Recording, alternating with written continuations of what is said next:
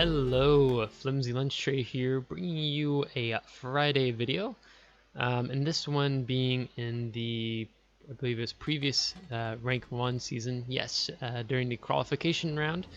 As I was trying to get to the Silver League, that was, yeah, over a week ago, or just over a week ago. But didn't get there in time, and I've been so busy this week, I haven't really touched Rank at all much for Season 2. So, and today's battle is actually, I would say, a pretty good one. One is because of what happens in this battle. It's pretty good, and I think it's a really good example of what the gearing capabilities are.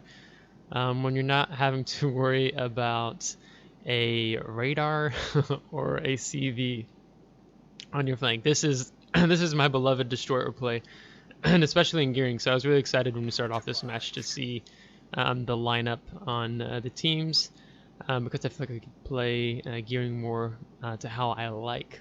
So, in this battle, you can see that so far I am RPF located, so I've let my team know, so you can see that pretty chatty bunch this go around, which is quite nice and change of pace. So I'm assuming it could be either the Yugumo or Holland, because the first thing, as you guys know, for those who have been following me, is I like to look at the lineup, see what the ships are we're going up against. So automatically I know, okay, we're dealing with a Holland or Yugumo with RPF. Holland fast reloading torpedoes. Yugumo's not too far behind. Just different ship capabilities that I'm keeping in mind. As well as what ships, cruisers or battleships, are going to be in the background as I go up against this first destroyer. So we can see that C is being taken as I slip into Bravo, and so I'm keeping my eyes on that direction. I do have a full 19-point captain on my gearing.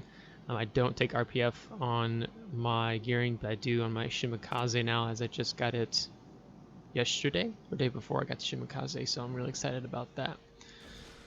So I'm going to dump some preemptive torps down this way.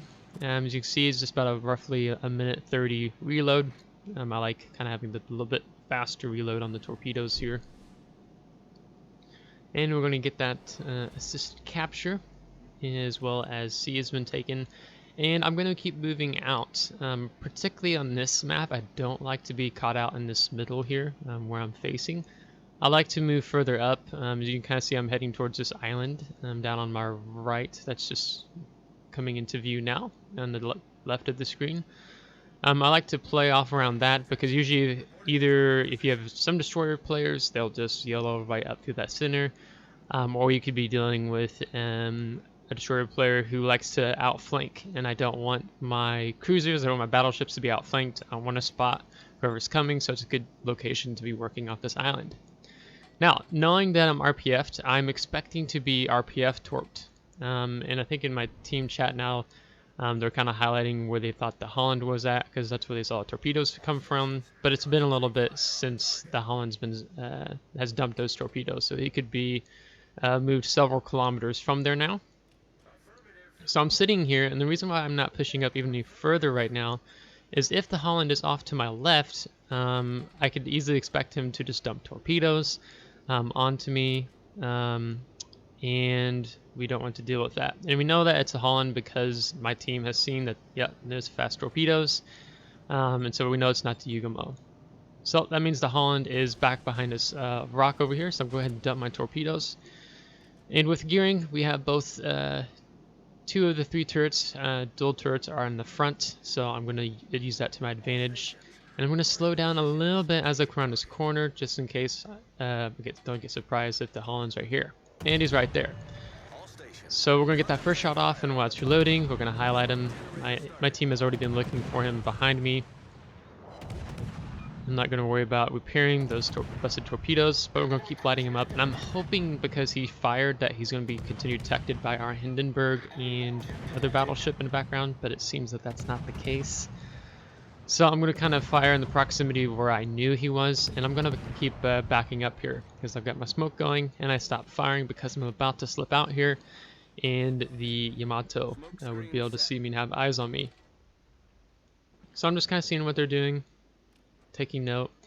And I'm expecting Holland to probably have already his torpedoes should be reloaded by this point, so we are not going to just push back out YOLO through the smoke because he could be sending torpedoes. So we're going to move a little bit here to the right. And torpedoes. Once you've played for a while, you can kind of get a good feel to what to expect. Now, note, we are RPF located the whole time because the Holland player is going to be bringing that up here shortly. So, he's calling me sneaky. So now, because I know he's dumped his torpedoes as I get off this rock, I want to spot him and want to finish him off. So I let my team know in chat I'm pushing. I expect him to be in front of me or to the right, and he is to the right. So I got all 3 turrets on him. So maybe 2 or 3 salvos, we should have him finished off, and then we'll disengage. Yep, so first blood, and we can see that the Hindenburg was lined up for the shot. Minnesota is still hiding, and we're instantly go undetected.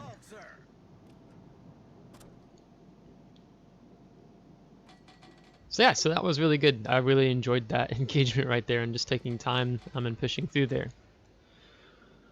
So now we are going to push back in and we're going to see about this in Minnesota as the Hindenburg. I had my eyes on him, but he's kiting away running right now, so I really don't want to deal with him when I know the Minnesota is a slower target to deal with. So I'm dropping torpedoes so I can see which direction he's moving in. Kind of gives me a good idea. Now, the Holland player says that his RPF was also going on the Hindenburg, which I'm not sure why he said that. Maybe he was just confused. But it was on me the whole time because after I went back and reviewed this footage, because I was closer to him the whole time than the Hindenburg player on my team was. But here in a minute, we'll give him the benefit of the doubt. So we're going to move up here, and the Yamato player is just, Yamato is just sitting there. I don't expect him to be moving up much, but I'd rather get a side torpedo drop on a slower, juicier target, such as this Minnesota. So we're going to move this direction because we want to get an angle. Ideally, when you're doing dropping torpedoes, depending on the circumstances and situation, you don't want to drop your torpedoes straight on. If there's a battleship that's battle tanking you or he's coming straight at you, you're going to have less probability of those torpedoes hitting. Or here, we have no reason not to move further out to the side, get a better angle, and maybe catch more of his side with his torpedoes. So we're going to sit here. We're conscious of our concealment range. So we can see that we're giving a safe kilometer distance beyond that. So that's good. Maybe 2 torpedoes.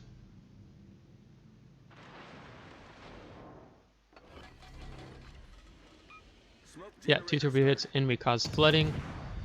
And we instantly smoke up, and now we're going to punish him for using his damage repair.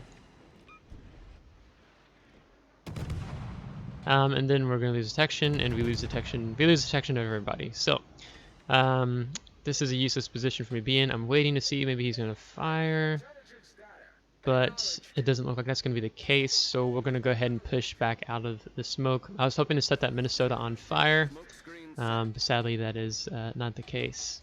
So we're going to push back out here, and torpedoes are about to come off cooldown. So we're going to get ready to drop those again on the Minnesota to see if we can finish him off. Hindenburg is already kiting away. He doesn't really want to deal with me. And so he's just going to play around the other side of the island. So it's really just this Minnesota player working with right now. Minnesota is going to face more in towards my teammates. So I'm counting for that with the second torpedo drop because he's straightening out a bit towards them. And now I'm going to move further up to here because I'm already calculating who's my next target, and my next target is the Yamato.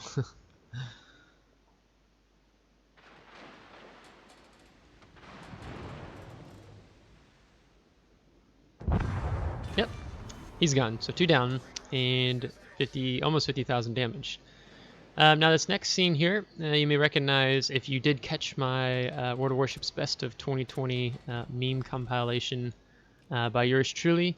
This is a clip here that I pulled and put into that video. And I have to say thanks for the comments and interaction with that video. I've got a lot of positive feedback on that, which is quite good. It was my first time doing a meme compilation video like that.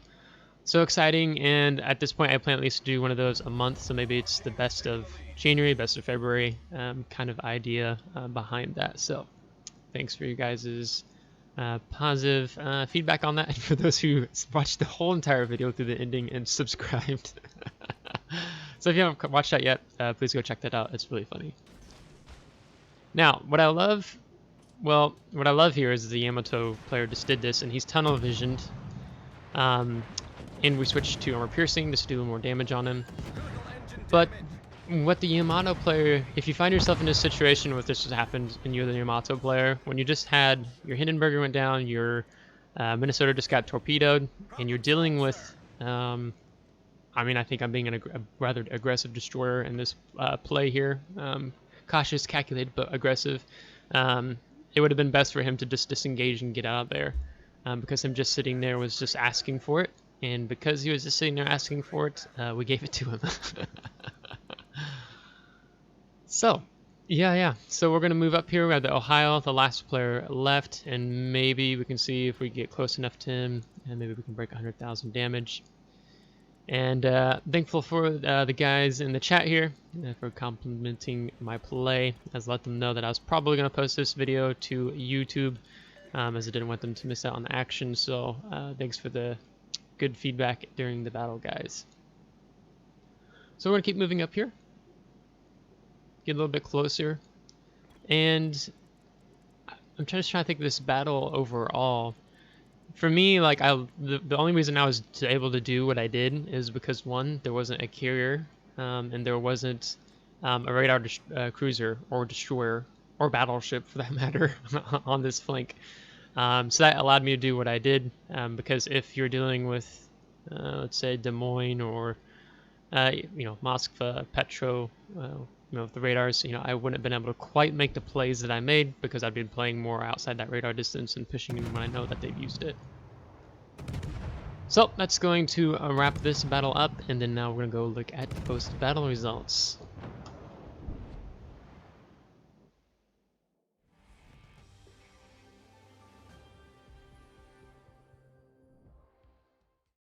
So we're going to end that battle with over 370,000 credits, almost 9,500 XP, and over 1,000 free XP with getting free blood, and over 97,000 damage with 9 torpedo hits, 4 incapacitations, and 3 destroyed and set on fire, along with some floodings. And then we're going to top the team with 1,875 base experience, followed by the Hindenburg and Petro, with the Ohio on the enemy team coming in first. Then we can see our damage was specifically spread out between 3, so each ship we shot at we actually killed, being the Yamato, the Minnesota, and the Holland. Then with premium accounts all said and done, we're going to rake in over 200,000 credits. So I think in closing, kind of as I said before the battle wrapped up, I was only able to do what I did because there wasn't a carrier and there wasn't a radar cruiser in the match at all, as it would have been looked differently from how I played. But because there wasn't, for me, I really enjoy this type of destroyer playstyle, especially in the gearing. And the gearing for me has still been my favorite destroyer that I've played so far. I just got the Shimakaze and still need to get my captain fully retrained before I can enjoy that 19 points on the Shimakaze. But I'm pretty sure so far from what I've played with, Shimakaze gearing is still my favorite. And I like to play her more in the ranked if I get back into the qualification round in the Silver League before this season ends. But it's important, especially in matches like this, to be screening as a destroyer. So you saw how I moved up. I was at screen trying to figure out where that Holland was. Once we took care of the destroyer, things immediately switched to our favor. It's good to have the support. The Hindenburg, some other players who got some shots off on the Holland as well. So it helped us to continue to push up and punish that Minnesota and that Yamato. I reckon I should also say Happy New Year to you, and hope 2021 is a fantastic year for you, hopefully a bit better than 2020. as I brought in the new year watching some fireworks with some Miss Flimsy and some friends and playing Catan till after 2 a.m.